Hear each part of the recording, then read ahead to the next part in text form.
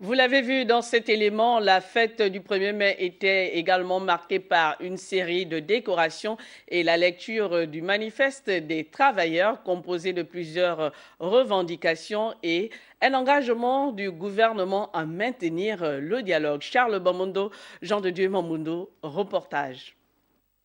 Pour ce 1er mai édition 2019, les partenaires sociaux auront été particulièrement impitoyables à l'égard du gouvernement. Sans concession, les syndicats ont dressé un tableau assez sombre de la situation économique et sociale qui prévaut présentement dans le monde des entreprises. Un contexte extrêmement difficile pour les travailleurs.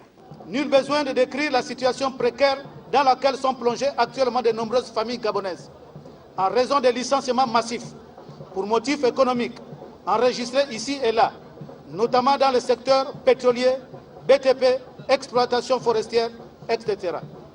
Une situation à laquelle ne saurait s'accommoder les travailleurs du Gabon, lesquels vivent désormais dans la hantise et la peur du lendemain.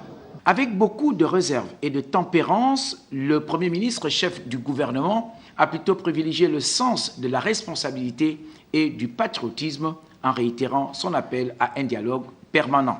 J'invite solennellement l'ensemble des partenaires sociaux